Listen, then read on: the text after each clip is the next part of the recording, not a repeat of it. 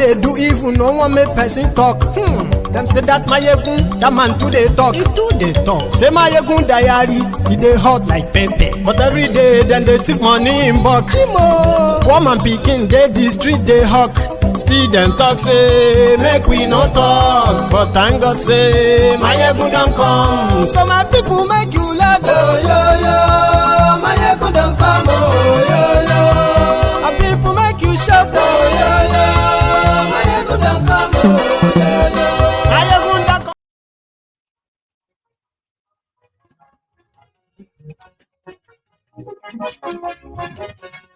Hello there.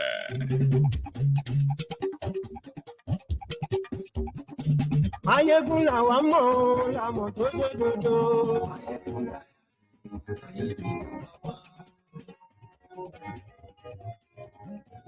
Mayegun làwa mọ̀ làmọ̀ tó dòdòdò.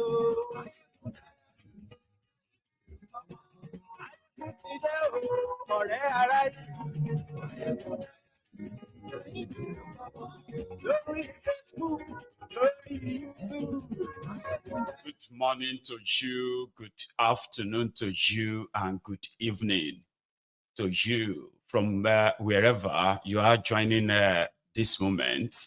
It is Mayegun Live or brunch time with Mayegun.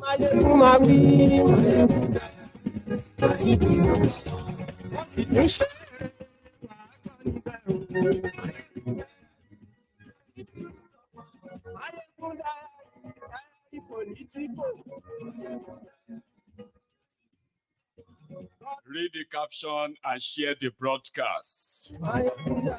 Oye Baba. Bring your comment to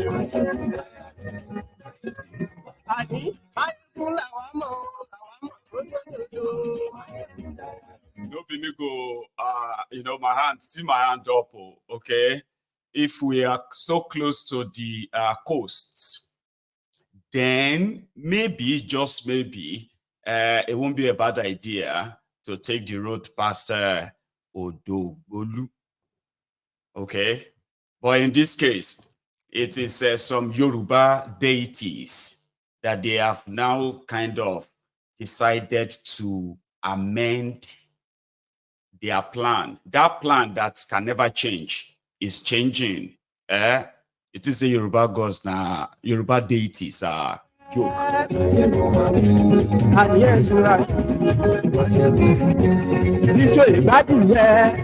They are mental, Baba. Now they are going back to the old plan. They say mental law is happening in Kano. So the line is going to be open to remember, share this, invite your friends, invite your not so friendly friends, and tell them, Mayegun today.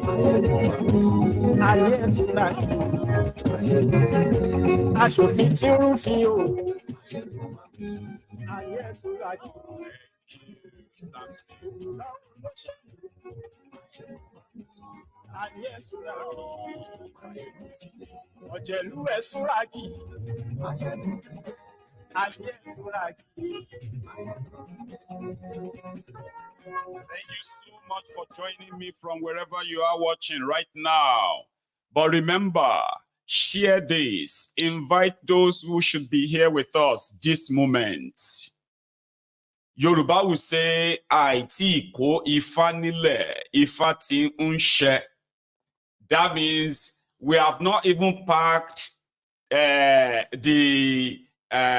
I want to kill Ifano, the god of divination, right?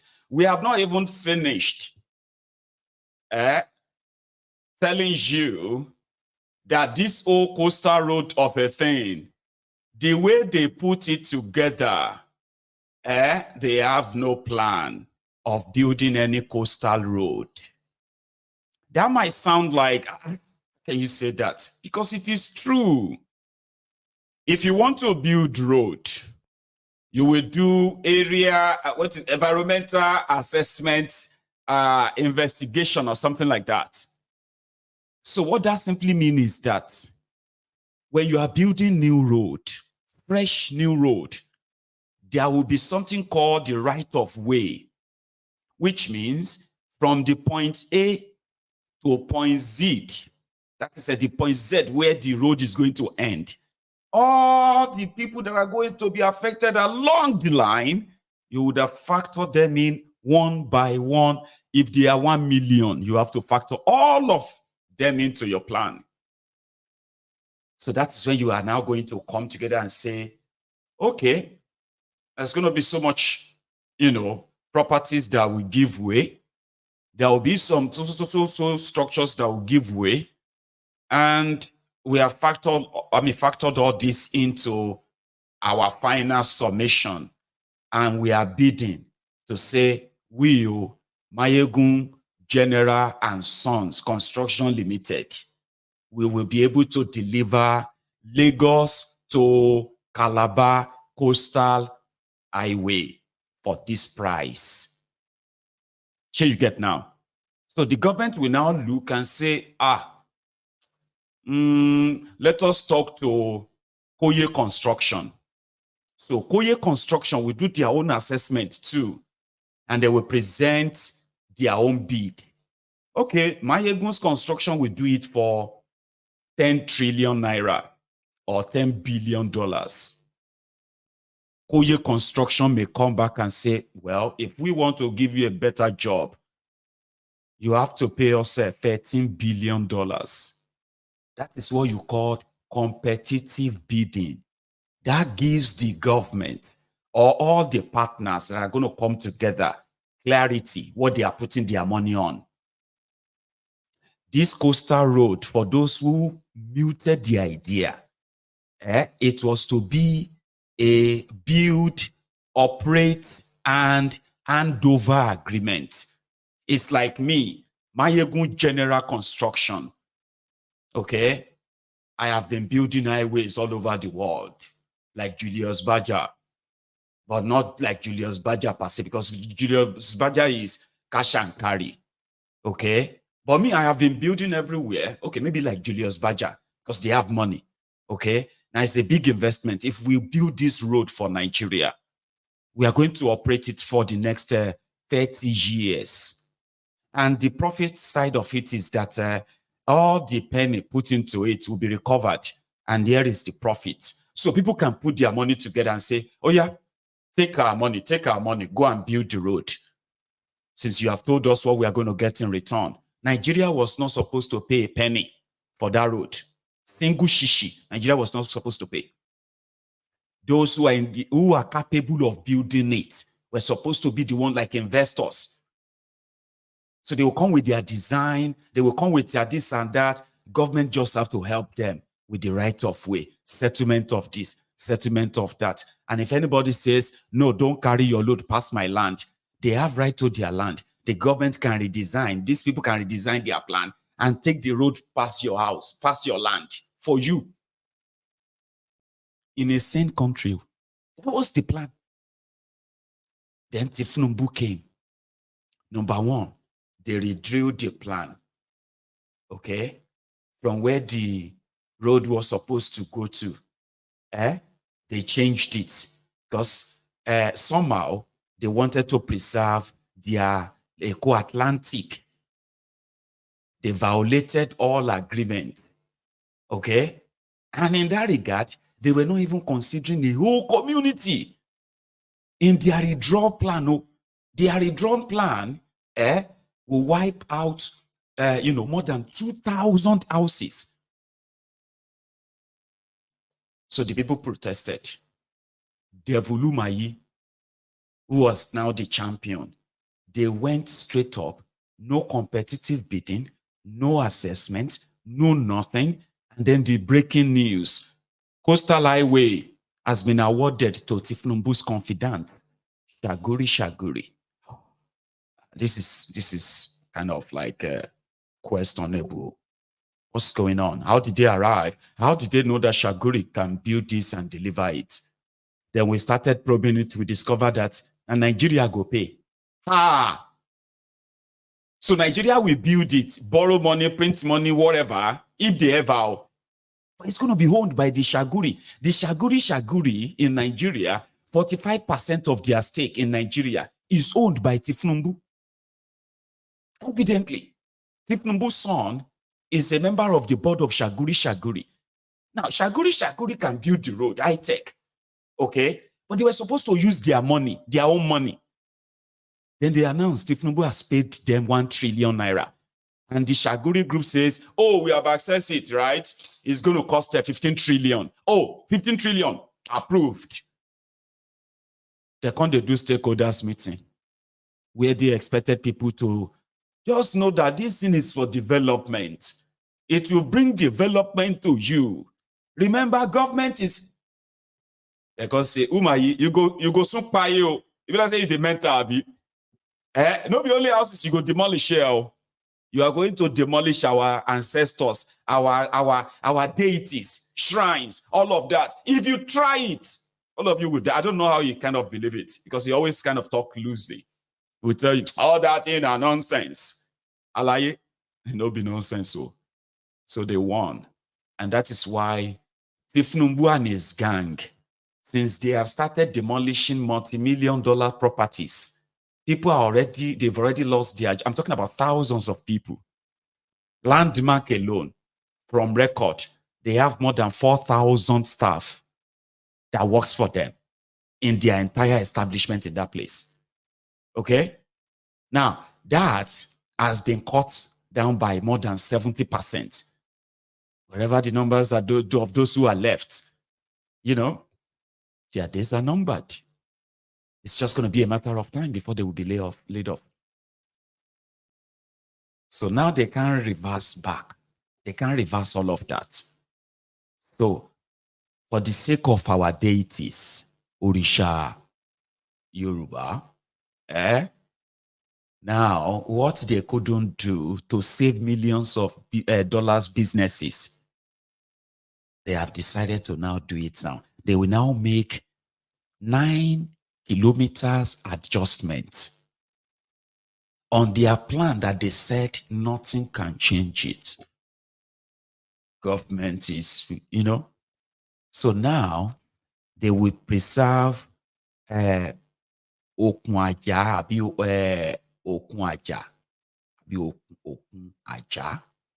They will preserve them by saving 9 kilometers from the plan.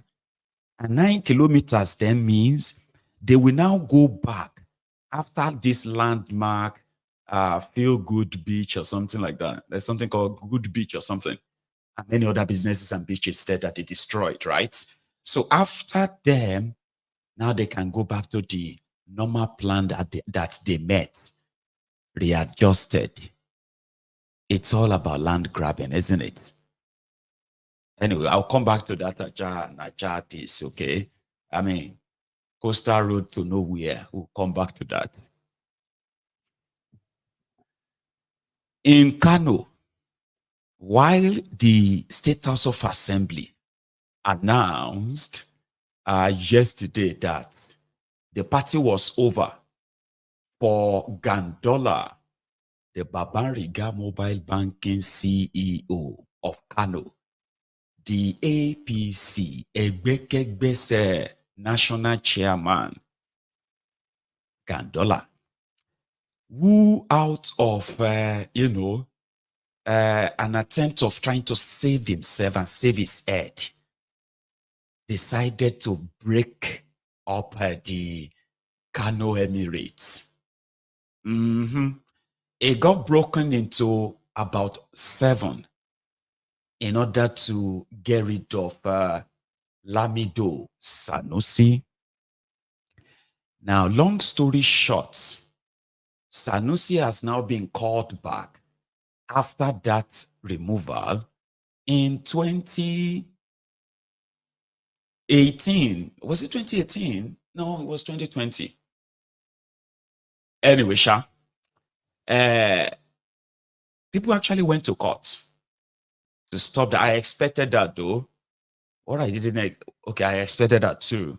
Because I wanted to say what I didn't expect, was that for a court or a judge to give an interlocutory interlocutory injunction, something like that. I'll show you. So a court ordered them, don't change anything, no. Leave everything else as it is. Emir Bayero remains the Emir of Kano. And all other emirs, they also remain emirs. Emirate remains. Okay? So somebody said, is there no law that the judiciary in Nigeria will go? And I was like, oh, it's still all political. Sanusi is a political emir. Don't get it confused. Okay? Your traditional rulers in Nigeria are civil servants. Do you know that? Civil servants with a little bit of kind of a drama. The one that makes them look like the old story you read in the book, our ancestors' story. You see all these descendants of all these traditional stools, right? They are now, in the face of the law of a lawless country like Nigeria, they are just civil servants. Oni of Ife is civil servant. Oba of Benin is civil servant. Don't be offended though. Oni of Ife is civil servant. Awujale is civil servant. Emir of Kano is civil servant. And that is why anybody can get them removed if they feel like they are political obstacle to them. You see, when we are talking about the imbalance in the system, right, you cannot cherry pick. Okay, because most of the time, a lot of us just want to feel good, right? Our childhood memory, okay? You are watching every of them being desecrated now. And some of you don't want to let go. So by believing the truth, it's like letting go your childhood memories. And they are in the face of their law. All your obas, obis, emirs, sultan, all of them, they are civil servants. Okay. Nobody can touch. No, just kind of, hope that you won't have another rogue who doesn't give a damn about that history that you think you are repeating in your head. It's all gone, messed up. And what you have right now is just, putting up appearances. Okay. So, Sanusi is a political emir, at least in the recent history. He would have been in jail. It would have been like a Mayfield, but save for his friends, Kwakwanso, as well as El Rufaya. You see, when Gandola finally banished him, he banished him to Awe, a community, a very local dead-end community in Nasarawa. Aye, that's where he was officially banned to. Somebody said it was El Rufaya who had to kind of fly down, drove down there, and then they got him, picked him up, and they took him to Lagos. And that is true. Okay? But Sanusi won't be an emir. Another person would have been the emir, if not because Sanusi was sacked and he was about to be arrested for corruption and mismanagement. Kwakwanso, a PDP governor, Gandola, a PDP deputy governor, decided to make him the emir of Kano. And that saved his head from the axe, Jonathan's axe. So they said when he started Criticizing Gandola, who succeeded, Kwakwanso. So Kwakwanso himself, Gandola was more or less like, you know what, I'm going to kind of get rid of you. So he got rid of him. He said he gave him Jonathan's medicine. So long story short, in the wilderness, finally, Kwakwanso's men regained power. And all that was created by Gandola in the face of the law never happened. They never existed. in the history of Kano State, right? Bayero, what's that his full name again? She's now Sonny Bayero or so. Sonny Ado Bayero. So he's never Emir of Kano in the face of the law. So while some were waiting for the court or somebody to implement the Supreme Court, the Abuja High Court order that it must not be reinstated. Well, this happened in Kano. I think I had a clip of, okay, maybe it's this.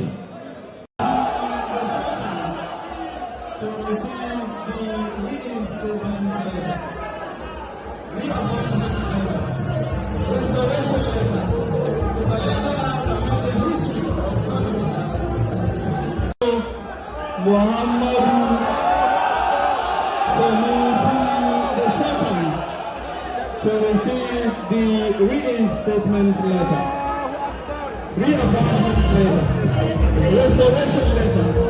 It's a letter that made the history of Kano. The Emir has just received. So officially, Lamido Sanusi has returned as the Emir of Kano. Sanusi, it's like Muhammadu Sanusi Lamido Sanusi II. That is his title. And the politics continues. So yeah, they are going to be in courts. And we'll see how that plays out in the end, because I don't think this is the end of the whole story, or this will be the end of the whole story. I don't know what you think. So you can tell me. The number to call is right there on your screen, +44 77 069 22321. That's the first time I'm actually calling out my number. Anyway, it's right there on your screen. So let's go to Lagos, or back to Lagos. So ladies and gentlemen, as I was saying, it has now come to the public that Tifnumbu and his gang and their coastal road projects is never thought through at all.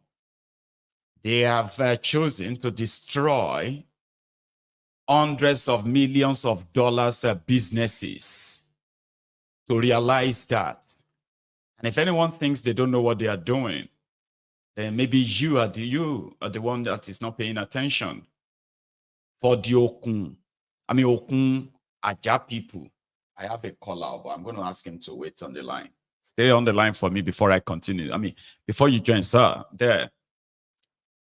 So they came out to say, just like the landmark, I have this from the landmark. It's just that once I start taking course now, I may not be able to come back to it. Here is a detailed press release from Landmark about the situation of things. And I know some of you are asking questions. Why don't they go to court? What they will get from court is going to be what? Compensation from the same people. Anyway, that should be answered by them. But in that text, which I'm going to read after speaking